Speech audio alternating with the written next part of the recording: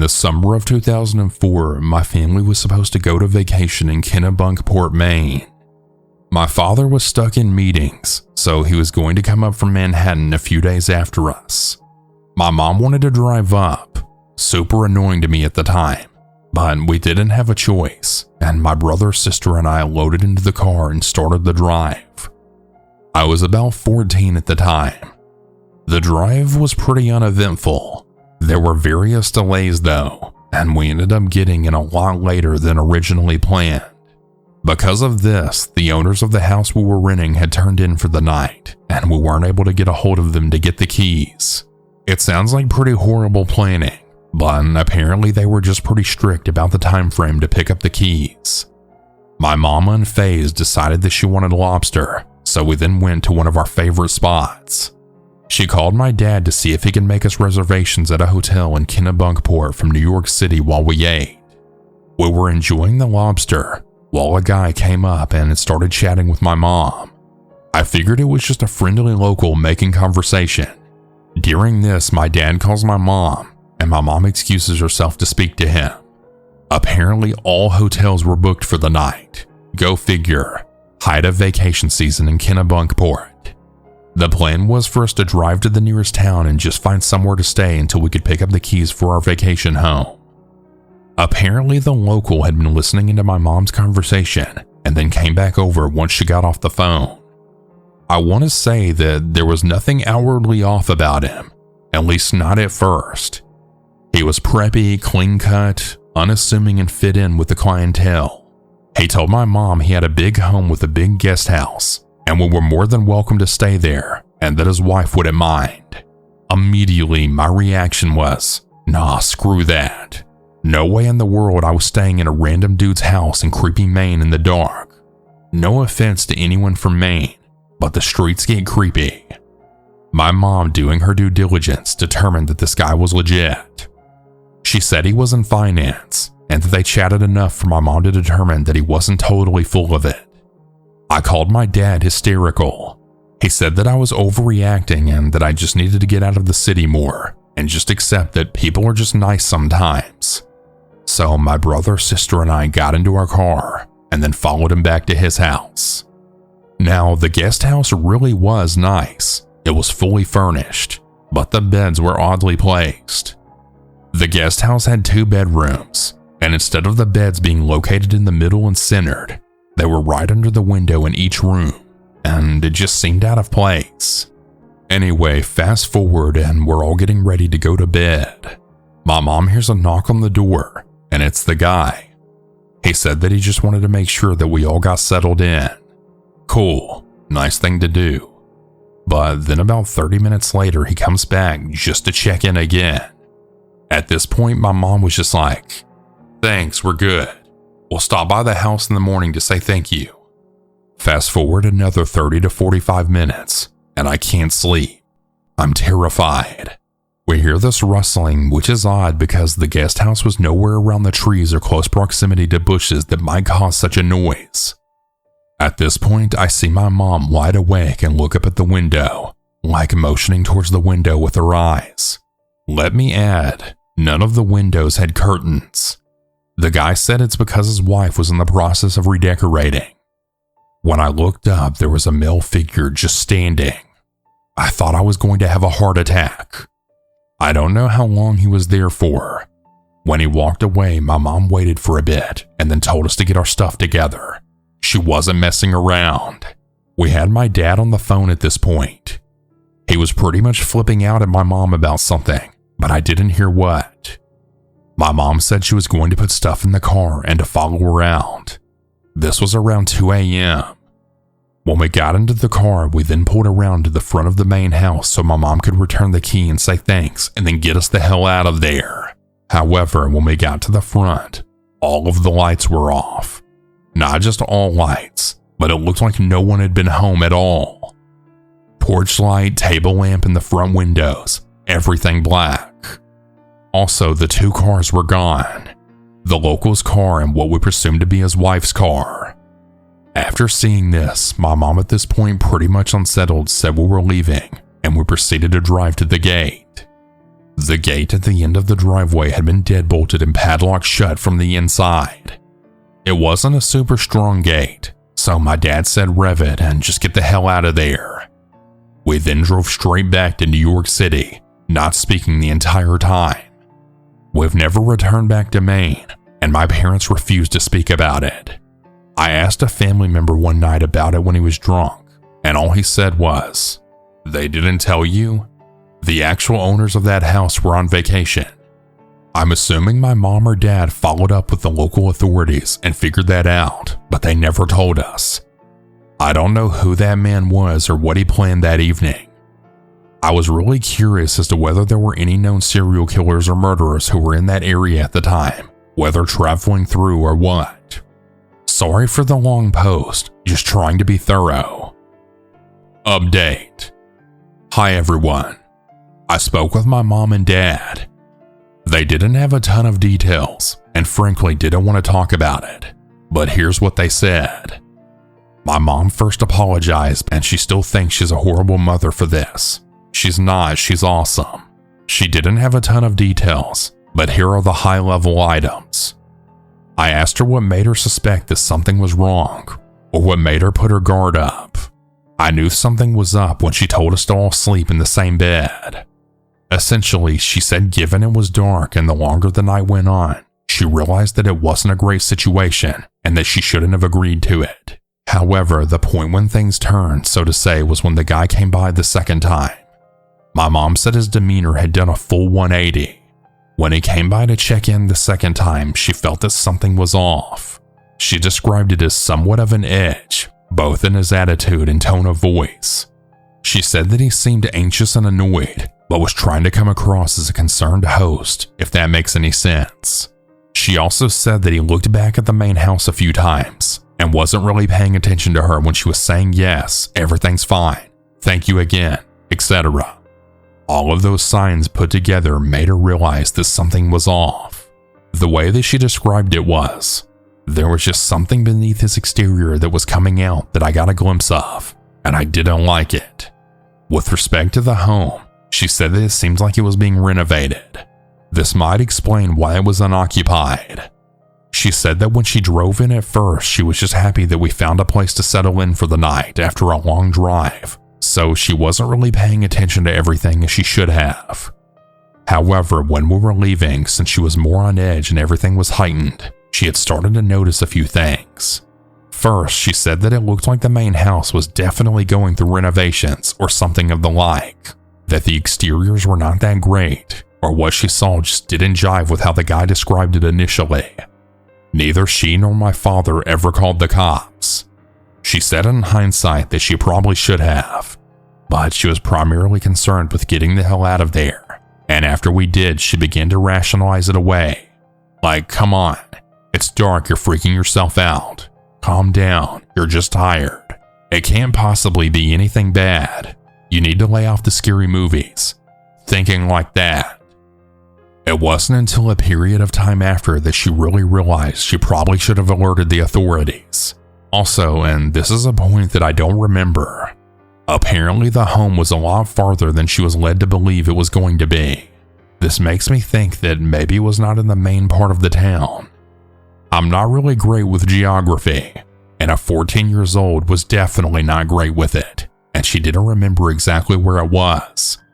She said she tried but was focused on following him and wasn't really paying attention to the streets exactly. With respect to what my cousin told me about the owners being on vacation, my dad said, "Your cousin is a drunk." Okay, that being besides the point, I pressed him a little bit. Apparently how my cousin walked away with that idea is because when my aunt and uncle and my mom and dad were talking about it one night, I guess someone floated the idea that maybe the owners were on vacation and this person was just house sitting for them. However, my mom and dad both believed that the house was either being renovated or the owners weren't there for whatever reason and it was just vacant. I'm not sure these answers really answer anything, and quite frankly they made me feel worse about the whole situation than I did before. I think my parents just felt really horrible and extremely guilty, and they just tried to bury this and move on. I can't really say that I blame them.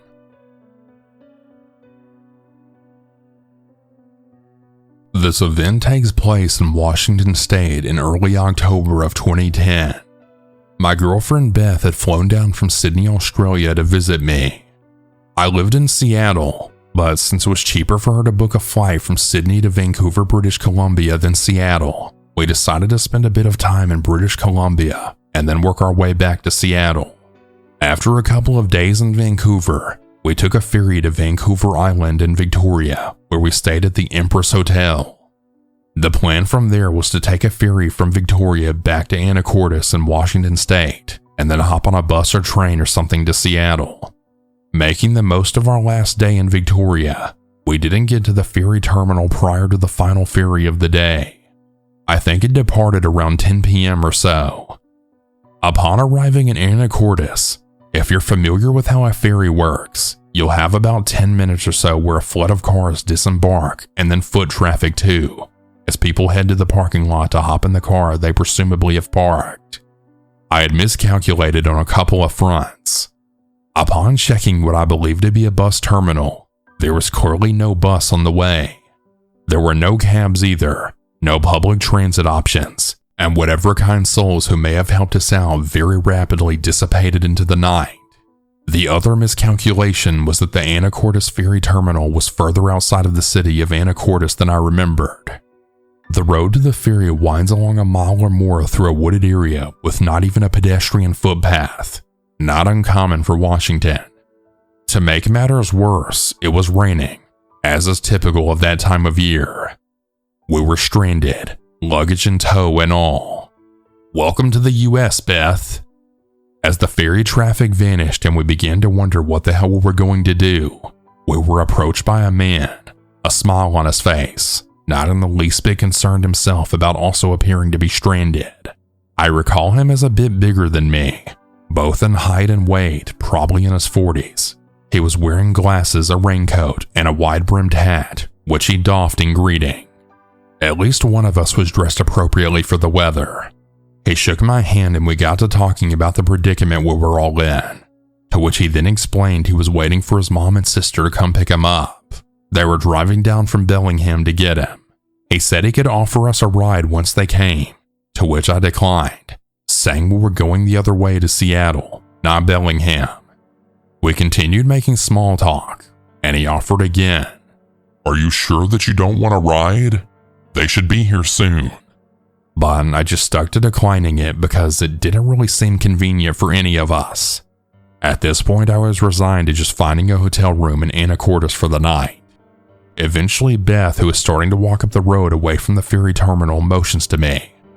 Mike, let's go. But there's a pleading urgency to her voice and her face.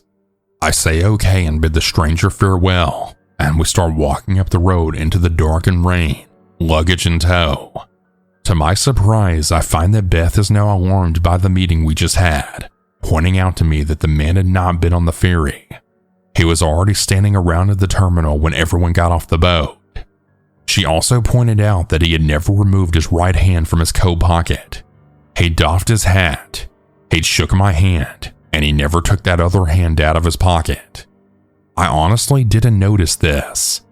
She, of course, was having visions of me shot in the woods, and Lord only knows what for her. So we trekked up the road and eventually found an inn. But apparently there was some sort of convention in Anacortes that weekend, and every room in town was booked solid. So we then called a cab to take us to a nearby town where we could get a room in a hotel. But in our time walking up the road and waiting for the cab, we never did see a car with what could have been this guy's mom and sister drive to the ferry. We didn't see any cars at all. In the years since, Beth is now my wife, and we do joke that this was our close encounter with a serial killer. Half joking, of course, but also half wondering when news might come to light of something horrible along the northern coast of Puget Sound.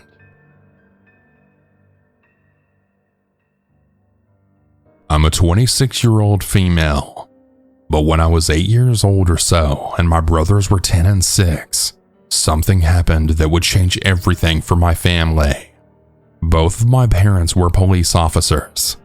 Most people would think that there's nothing to be afraid of when your parents serve to protect, but my brothers and I were not prepared for what the next few years had in store for us. My parents' relationship began to get rocky when my stepdad reconnected with a woman that he knew. At first, it was just friendship, or so my dad thought, but this woman wanted so much more. To this day, I still don't know if it was an affair, but my parents are still together to this day. This woman was obsessed with my dad. She began calling the house to talk to my dad, and when my mom tried to put a stop to it, she started leaving ungodly, threatening voicemails on the answering machine. She was saying things like, "I'm going to slaughter you and your children, and then your husband will be all mine." My dad blocked her number from the house phone, but then she had started mailing sickening letters. It got to a point where my mom tried to get a restraining order. After a year or two, the letter stopped, until one night my brothers and I were playing games on our Super Nintendo in their room, demolishing each other in Street Fighter, when we then heard scratches at the bedroom window. Spooked, my little brother ran and told my mom. With the gun cocked and loaded, she proceeded to check around the house, where she finds a knife where this woman tried to cut the screens off the windows. I guess trying to break in? After that, my mom installed a security system on the house. A really nice one too. Every entry of the house had to have a code to get in. The alarm tripped a few times, but after that, nothing. A few months pass and we all come home from the mall in Atlanta to find an envelope taped to the front door. Inside were pictures of the inside of our house. The Polaroid kind that you had to shake to develop, including a detailed message on how she would expose us. Well, after that, my parents sold the house and we moved away. It really makes me sad because I really loved that house.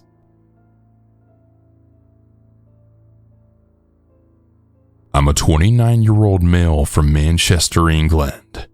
This event in this story occurred 14 years ago when I was 15 years old, so I'll try to remember this in as much detail as I can.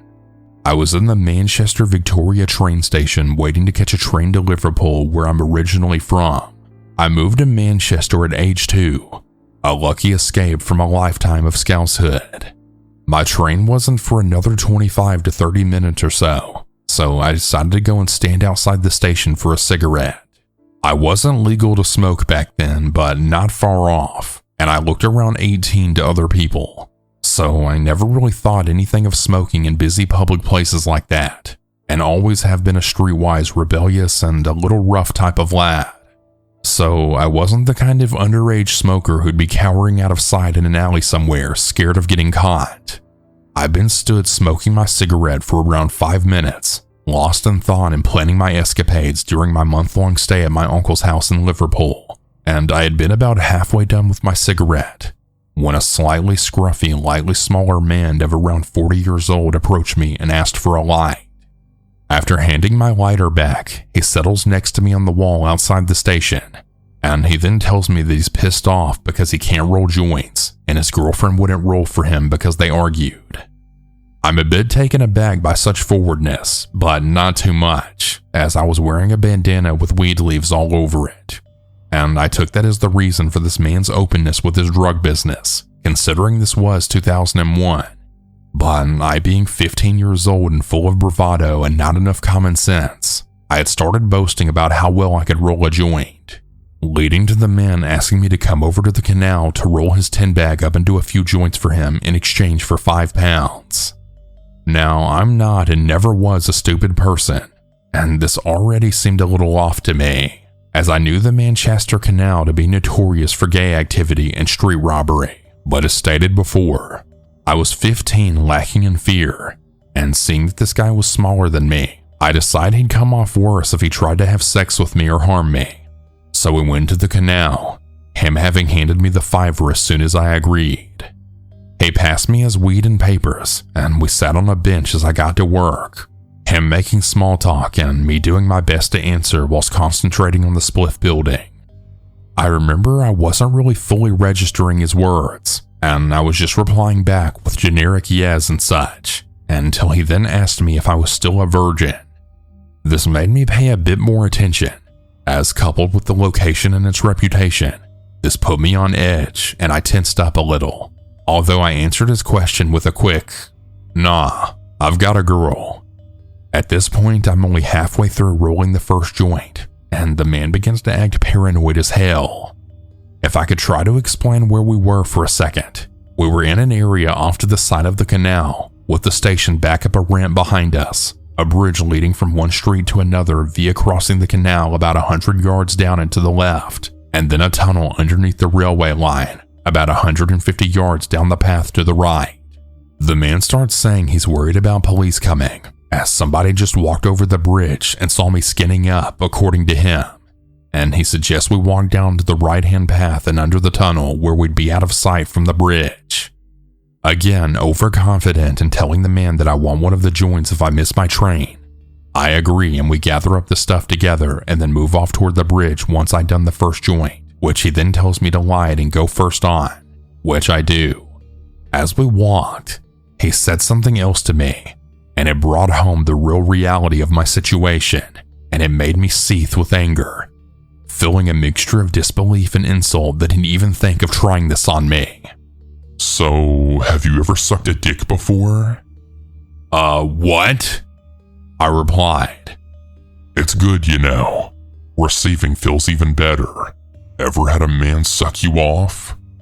At this point, I'm stunned and speechless, struggling to hold back a rising tide of anger and indignation. I have always had an issue with taking people's disrespect, and lying to me in order to put me in a position with ulterior motives is high disrespect in my opinion. I've stopped walking at this point, as is he, and I'm seriously debating whether or not to try and take this man's jaw off his face, when I decided against it, thinking back to the person on the bridge that the man claimed to have seen me earlier, and thinking that there might be police headed over this way shortly. I throw the joint in the water and the weed and things at the man's feet with an angry exclamation of, "You damn creep! Who the hell do you think you are saying some nasty ass shit like that to me? Get the hell away from me!" I don't think he expected such a strong, confident reaction from such a young lad as myself, because now he seemed stunned in silence and didn't even react to his own weed being thrown about or me walking off back the path toward the station, telling him to screw off and I'd break his neck if he ever came anywhere near me again. He just stared at me, looking vacantly until I lost sight of him.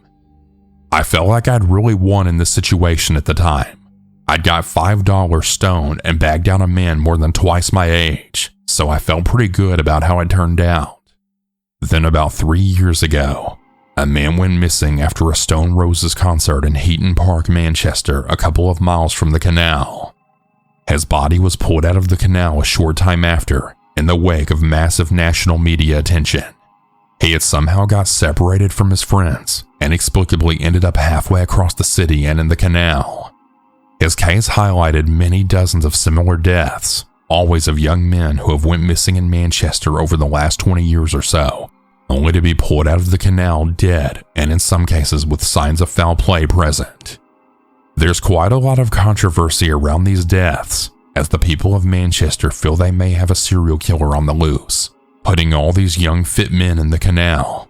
And up until recently, the police refused to look into these deaths properly, assuming them all absurdly to be drunken accidents by the young men attempting to piss in the canal while inebriated and falling in and drowning.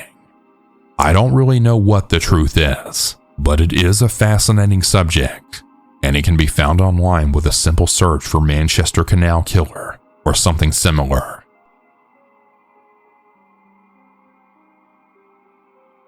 When I was 19, I came home from college to stay with my mom for the summer. She had recently divorced my stepfather and had moved from a house to a ground-level apartment. One day I was sitting on the toilet and I had saw a light coming through the vent in the floor. Looking closer, I saw two brown eyes staring up at me. I screamed, threw a towel on the vent, and then ran to tell my mom and boyfriend what had happened. They initially thought I was kidding, until they realized that I was genuinely freaked out by this. This particular complex had these weird locked crawl space type access points. The police found that the vents had been pried open, but they had never found who did it. I'm assuming a maintenance worker. Needless to say, my mom moved out fairly quickly. After that experience, I always to this day check the vents, floor or ceiling. This happened over 20 years ago, but it still really creeps me out. Update. I've had a few days to reflect upon this story. You know, as creepy as that event was, I had another situation arise a few years ago. In 2007, I learned that a prominent psychologist that I worked for in Seattle in the early 90s committed suicide after it was discovered that he was filming his clients and employees in the bathroom of his office. He was arrested, lost his license, and then offed himself. It turns out that he had hid his camera in one of those Airwick automatic air freshener units. The guy was a real ass. I quit the job because he was a lecherous, condescending ass. This was around 1993, and I wonder if there were tiny cameras back then, and if he was filming all the 20-something females who worked for him. It's really so disturbing how many awful people there are in the world.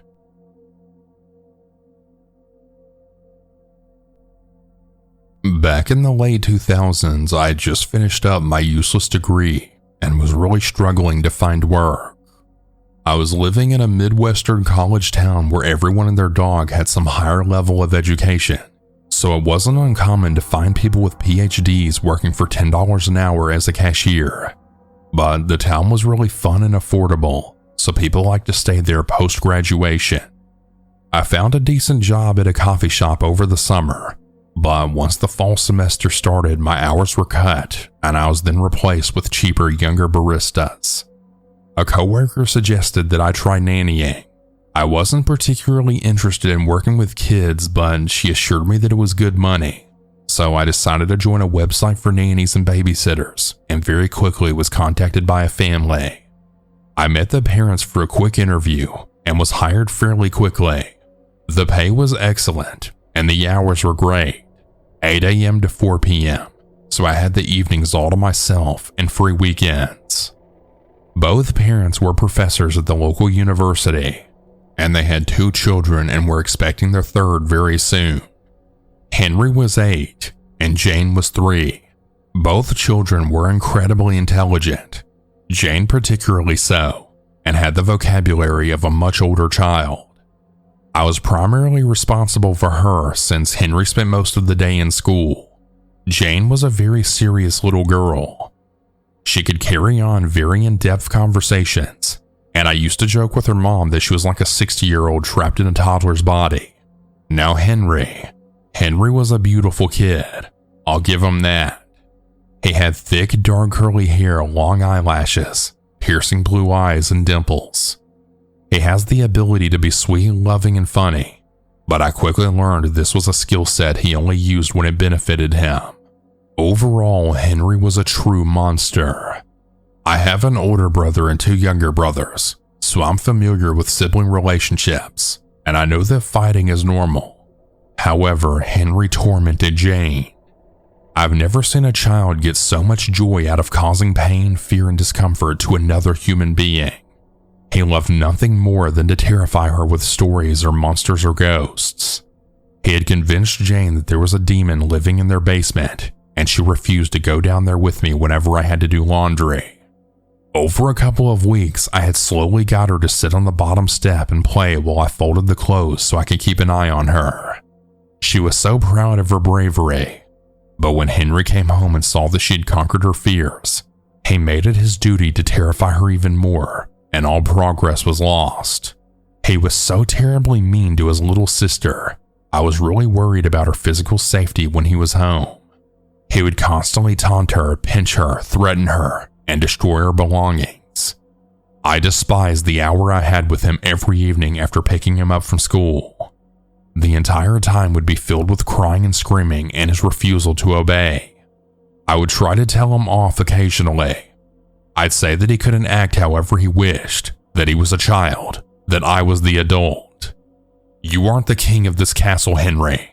This is something my own parents used to say to me. "I am the king. I'm King Henry. Off with your head," he had responded, and he was right. I didn't have any less control over him than his parents. They, let's call them Elizabeth and Michael, were absolutely clueless. Dad was work-obsessed and incredibly hands-off. Mom was a sweetheart but also a doormat, and allowed both kids to walk all over her. They had no discipline whatsoever, so a lot of Henry's behaviors made sense. Why would he need to behave if no one ever made him? I was shocked to watch how Henry treated his own mother and how she allowed him to mock her, call her names, and act aggressively towards her. It wasn't unusual for him to tell her that she looked ugly and needed to go change or put her hair down, and she'd go and do it. He threatened to punch her stomach if she didn't do what he wanted. He'd punch her in the back of her arms whenever she displeased him. She made excuse after excuse for his behavior, calling him exceptionally bright and bored, and having a really difficult time adjusting to her pregnancy. When the baby was born, things got even worse. Thankfully, he didn't attempt to hurt baby Peggy, but his aggression and violence toward his mother and Jane got so much worse. One afternoon, he found his mom's sewing needles and tried to trick Jane into sitting on one. When it didn't work, he then stuck one right into her tiny arm. She screamed and I freaked out and removed it and called both parents immediately. Elizabeth arrived home concerned for Jane, and for the first time seemed at least frustrated by Henry's behavior. She attempted to scold him, and he became so enraged he started punching her in her newly postpartum stomach. She only responded by crying and hugging him and asking him why he was so angry and wanted to hurt his own sister. He then responded with a cold, "I'm angry because you should have miscarried them both. They both should have died inside of you." My jaw hit the floor. Elizabeth stopped crying and she just stared at him and then at me. I assumed that they were going to potentially get this kid some help, but when I approached the subject the next day, I was just brushed off and told that they had a talk with Henry and that it was just an outburst due to an unrelated issue at his school. Another excuse. Henry continued to torment the entire family, and he started to target me as well.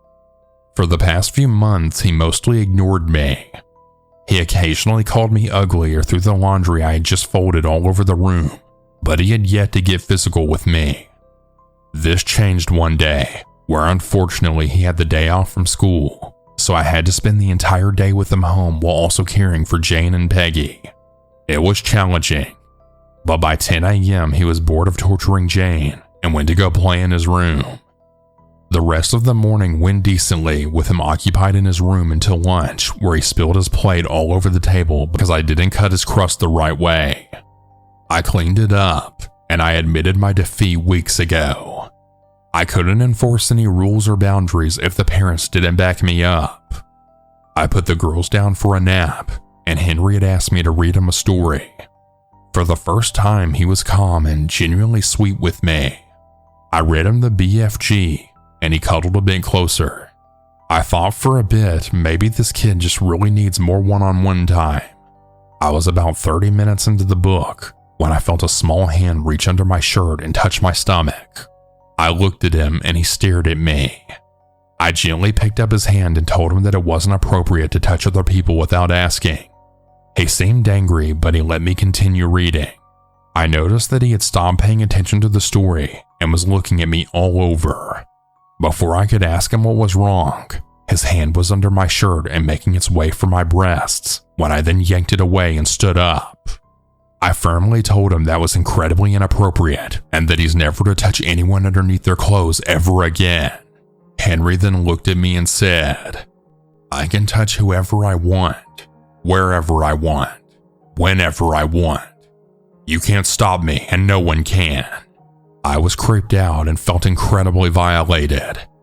I know he was a child, but just imagine how that feels as an adult woman.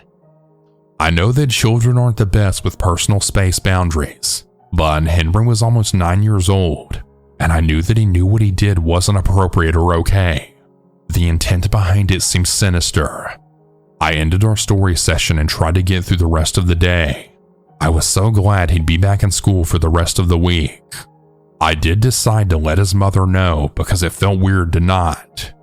She thought it was funny. She kind of chuckled and said that he's a very sensory-oriented kid and was just trying to be affectionate. At that point, I honestly decided that I was never going to talk sense into these crazy parents and that I needed to look for another job. I knew I was going to put in my 2 weeks pretty soon. I was very sad because I was really close to Jane and Peggy, and I felt like I was abandoning them, but I had discussed Henry's behavior with my roommate, and she was concerned about potential legal ramifications for me if Henry did something to one of the girls on my watch. I came back to work on Monday, and Jane had a black eye. Henry had accidentally punched her in the eye during an argument. I was so sad for her. I asked her what had happened later on, and she told me that she was playing in her room when Henry came in, took her doll, and when she tried to grab it back, he then punched her square in the eye and then laughed. Henry was such an evil child at home, and I wondered why his teacher never mentioned any behavioral issues in the classroom. One evening, while picking up Henry from school, I had mentioned to his teacher that Henry was very difficult at home, and I had asked his teacher if she had any issues with him at school. She said no, that he was very well behaved, had no issues, and had a lot of friends. I was very surprised. I assumed Henry was disturbed and that his poor behavior transferred into class, but the teacher denied this. I quite frankly didn't believe her. So one afternoon, the girls and I left early and arrived at his school so I could see how he interacted. She was right. He sat at his desk quietly, raised his hand, and seemed genuinely friendly to his peers. For some reason, the stark difference in Henry's personality from home to school terrified me even more. Initially, I thought he was just a disturbed kid, but at that moment, I realized how truly in control he was. Henry wasn't just an angry child with severe behavioral issues. He was just a mean child who knew when and where he could get away with his favorite pastime, causing misery. Thankfully, I had managed to find an entry-level position in a field related to my degree in the spring. I gave my 2 weeks, and Elizabeth was upset, but she understood. Henry, however, was livid. He made sure to tell me daily how much he hated me and how glad he was that I was leaving, and how he hoped I died. I was feeling less patient with his antics, so sometimes I replied a little more sarcastically than I should have to a 9-year-old child. On my last day, a Friday, my treat to Elizabeth and Michael was to let them have a date night. I picked up Henry from school at 2:55 and we headed home. Henry refused to talk to me. He wouldn't look at me. He wouldn't acknowledge me. I thought that may not be the worst way to spend the next 6 hours. We arrived home, and shortly after, Elizabeth and Michael came in and started to get ready for their date. The baby was about 5 months old at this point, and they hadn't been out since her birth the fall before. Henry refused to speak to anyone. Elizabeth got worried and thought about just canceling the date, not wanting to see Henry upset, but I then assured her things would be fine, and they left around 6 p.m. The older two went to bed around 8 p.m., and the baby an hour before, so I only had to make it about 2 more hours with Henry. We ordered a pizza, but he refused to eat. He just sat there and sulked in his chair. I let them watch about 30 minutes of the Magic School Bus on my laptop, a treat since they didn't own a TV. They did this while I bathed the baby, gave her a bottle, and then put her down in her crib. I was surprised that I didn't hear a peep coming from downstairs, no crying or screaming. I felt a bit victorious that Henry was so stubborn in his silent treatment that he didn't realize how easy he was really making this evening for me. When I got into the living room, I noticed that Henry had a sly grin on his face, the first one I'd seen all day.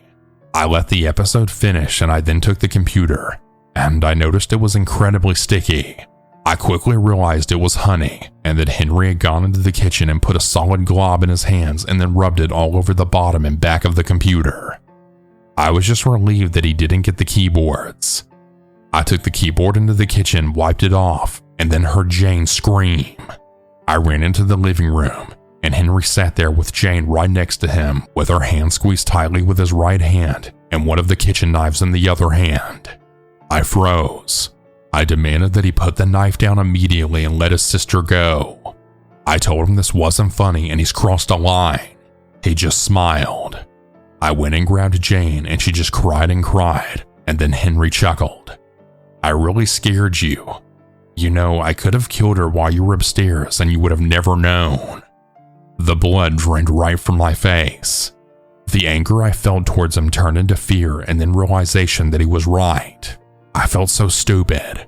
I rarely ever left them alone together because it usually ended in Jane being pinched, pushed, or slapped. But I guess I let my guard down given his docile behavior all day.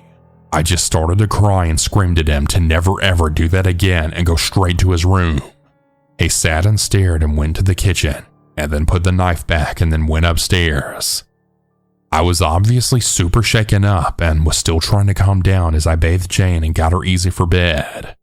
I told her I was sorry and asked if he had hurt her, and she said that he had not. I was about as angry with myself as I was at him. I could see Henry in his room playing with his Hot Wheels set, and I told him he needed to have the lights out by 8:30 and that he could tuck himself in. He stared at me and shut the door to his room, and I prayed that would be the last time I saw him for the night. I got Jane into bed and was reading her a story when I heard his door then creak. I got up and it looked as if he had cracked the door, but the lights were off. I continued reading until I suddenly heard Peggy start to gently cry, but she sounded close. I sprung up, and outside the door frame I could see Henry holding the baby over the banister. I couldn't even scream. I never moved so fast in my life. I got to Peggy and grabbed her, and then just ran back into Jane's room. I shut the door and shouted at Henry, asking him why he would do this, which was a stupid question. I knew why. To torment me. To make me realize just how easily he could access his younger sisters and then potentially hurt them. He could have dropped Peggy, and he could have hurt Jane with that knife, but he didn't, and I don't think that was ever actually his intention. He just wanted to let me know that I wasn't doing my job nearly as well as I thought, and that in the end he was the one that was always in control. It took a while to calm down myself and the girls and get them to sleep. It was close to 9 by the time I left their bedrooms, as I saw that Henry was still up in his room reading on his bed. I just kind of looked at him. I was so relieved that this was my last day dealing with this kid and his bullcrap, but I really felt sad and scared for his sisters. I told him it was time for bed and that I was going to tell his parents about what had happened. He didn't respond. I turned out the lights and then I heard him call my name. You can tell them, but it's a waste of your time. You're just lucky. You're really lucky. I can do what I want. I can hurt who I want. I can touch who I want. You're all really lucky. I just shut his door and left. Elizabeth and Michael came home a little later than expected, and they paid me. I didn't even mention what had happened that night because it just felt pointless, but the next day I ended up sending a text. I got a long response from Elizabeth full of excuses about Henry, and she even insisted that I lied. I was over it. I was over them. I ended up contacting CPS, but not really sure if anything ever came of it. I don't for a second believe that Henry was ever being abused. I've told this story to others, and people always ask me that, but no. I think that Henry was born a sociopath, and his parents were enablers who never made him accountable for his actions, and the two together created a monster. I didn't hear from them for over a decade. I moved across the country, got married, and now I have kids of my own. My son is almost 6 years old, and he has 2 little sisters that are 3. They fight, but he loves them, and he's so protective, and he knows what a healthy relationship between siblings actually looks like. Anyways, a few weeks ago, I got a friend request on Facebook from Elizabeth. She looks the same, a few more lines, but still very elegant and pretty. Her profile picture consists of herself and her now 4 children. I glanced across the photo until my eye caught a young man with thick curly hair and bright blue eyes. Henry. Henry ended up as stunning looking as expected. He's about to be a sophomore at a well-known elite American university. He plays for their soccer team and is majoring in business. He has a girlfriend and seems popular in his fraternity. This is all that I can gather through his public Facebook posts. Maybe he learned accountability and grew out of his mean-spirited and manipulative way. I can only hope that's true for his siblings' sake, as well as the well-being of those around him. For now, my family is thousands of miles away from Henry. I honestly don't care if we ever meet again. I handled him before, and I can handle him again. Whether it be now or 20 years in the future when my own children are out on their own trying to find a place in this world. If you ever see them, Henry, you better not touch them.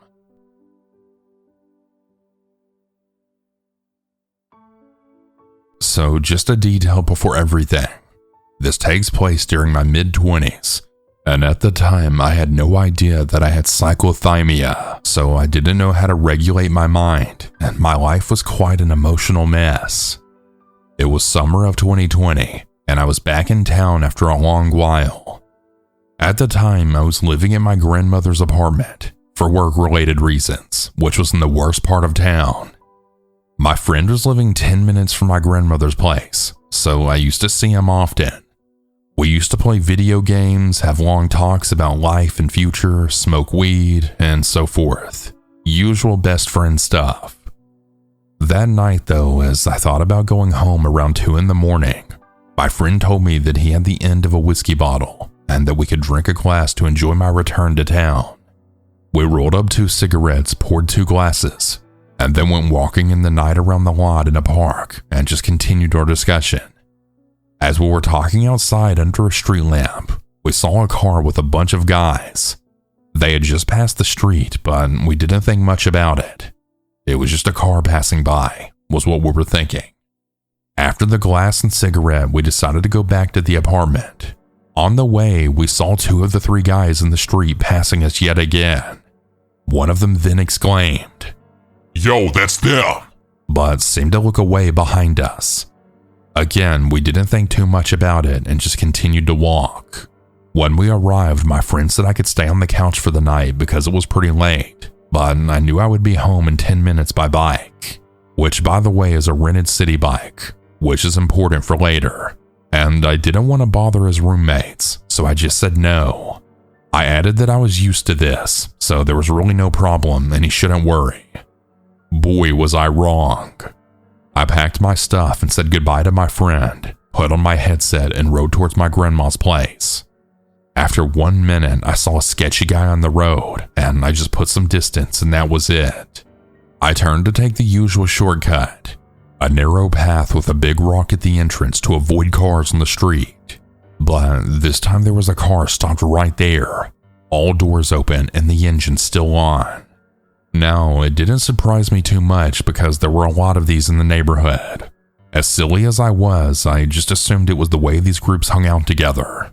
Smoking pot, music blasting out of these open cars. It was something that I used to see every night in the environment that I was living in at the time. The thing is, the path being too narrow, I couldn't just pass by speeding on my bike.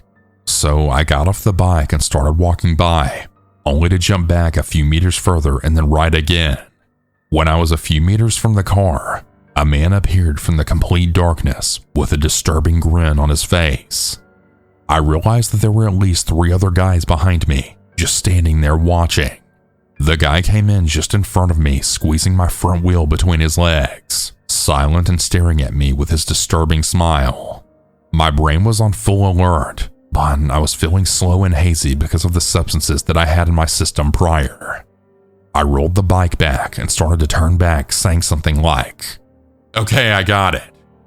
In the middle of my turn, the man repeated himself, squeezing the wheel again. Suddenly, he grabbed the back of my neck with his hand, forcing me to lean down. Now I knew I was in a real shitty situation. He was making fun of me, saying to his friends, "Oh, what am I gonna do now? What am I gonna do now?" and laughing like a maniac. Just so you know how this is hilariously stupid, people usually say that I look like a nice and chill guy, and I have round glasses. That guy was rather muscular, shirtless, and full of bad hash and cocaine. At some point, I had managed to free myself from his grip and then took a few steps back and turned. I was now facing back to him, and that's when he threw a punch on the side of my head. White flash, I fell on the ground head first on my back. I was hyperventilated and in a state of shock. He started to search in my pocket and bag, took my phone, headset, papers, everything that I had on me. I then heard the voice of a girl saying, "Enough! Leave him alone already!" But he didn't pay attention as he was going through my papers. She obviously knew him and was part of their group. Lying down on the road, I was now paralyzed in fear. I remember I was afraid to draw attention on myself if I tried to stand up. Also that I was afraid he would just beat me up and break my arms and legs or roll over me if they decided to go, as the scene just took place near the back of the car, but apparently more interested in my belongings. I decided to stand up. The girl standing near the guy looked at me and then said, "You need to go now." So I took my bike and started to walk away. The other guys were around watching in complete silence. Then suddenly, I heard the man screaming, "I'm gonna kill you, bitch!" Absolutely terrified, I threw the bike and started to sprint toward my friend's flat. I heard him run behind me on almost the whole street before he gave up. I've never ran that fast even in sports class. I knocked at my friend's door. I couldn't breathe. He opened the door, sat me down, called the police, and then gave me a huge glass of water. I woke up his roommate. He appeared more annoyed by all of the noise and the fact that I could have brought these men to the apartment than anything else. I finally slept on the couch. This isn't even the end of my nightmare.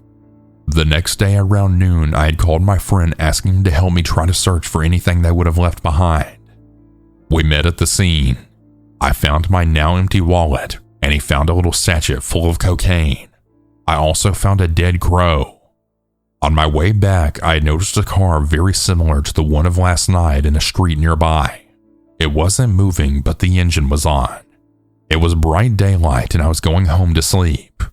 When I arrived in the parking lot of my grandma's place, I heard a car honking. I turned back. It was the same car I saw earlier. It just stopped in the middle of the empty road. The men were throwing me a killer look, screeching tires, and they were then gone in seconds. I was now extremely paranoid. I walked to the doors, looked all around if anyone was watching me, removed my name from the letterboxes, and then went inside. That night, I just laid in bed with a butcher knife right under my pillow.